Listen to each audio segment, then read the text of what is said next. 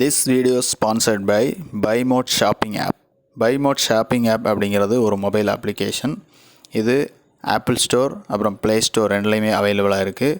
இதோட லிங்க் வந்து நம்மளோட வீடியோட டிஸ்கிரிப்ஷனில் இருக்குது. டவுன்லோட் பண்ணிக்கோங்க. தேங்க்யூ.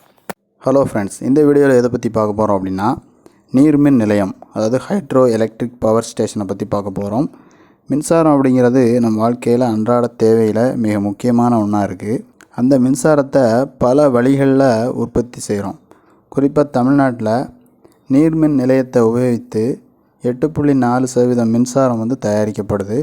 இது மிக குறைவான அளவாக இருந்தாலும் இந்த ஹைட்ரோ எலக்ட்ரிக் பவரில் என்ன அட்வான்டேஜ் அப்படின்னா, இதில் வந்து எந்தவித மாசும் ஏற்படாது.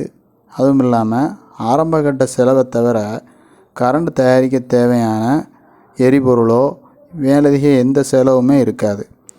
அதாவது அணையிலிருந்து வேகமாக வரக்கூடிய நீரை ஒரு டர்பைன் வழியாக செலுத்தி அந்த டர்பைனை சுற்ற வைக்கிறோம்.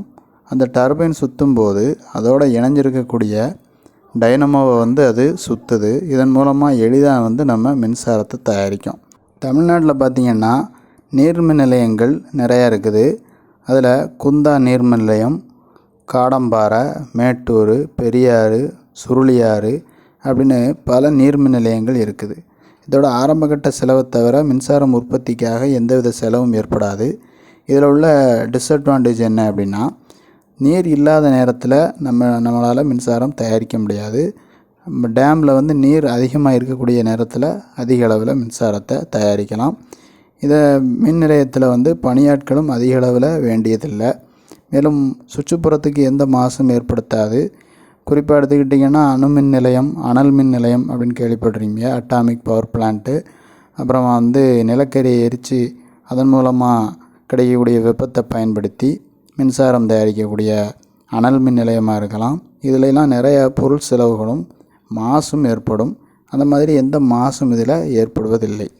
தமிழ்நாட்டோட பெரும்பான்மையான மின்சார தேவையை கல்பாக்கத்தில் உள்ள நியூக்ளியர் பவர் பிளான்ட்டும், எண்ணூரில் உள்ள தெர்மல் பிளான்ட்டும், நெய்வேலி லிக்னைட் பவர் பிளான்ட்டும் பூர்த்தி செய்து இருந்தபோதிலும் நம்ம ஏன் நீர்மின் நிலையத்தை முக்கியத்துவம் கொடுத்து பேசுகிறோம் அப்படின்னா, இது எல்லாமே பொருள் செலவு மிக்கது.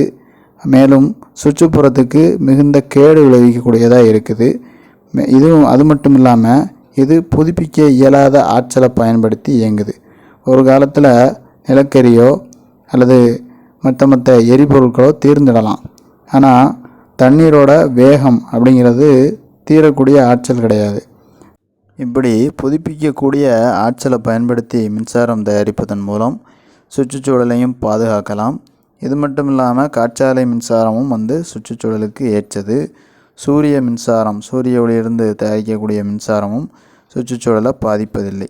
இந்த மாதிரி சுற்றுச்சூழலுக்கு கேடு விளைவிக்காத மின்சாரத்தை இன்னும் அதிக அளவில் தயாரித்தோம்னா நாடு வளமிக்கதாகவும் சுற்றுச்சூழல் பாதுகாப்பாகவும் இருக்கும். நன்றி.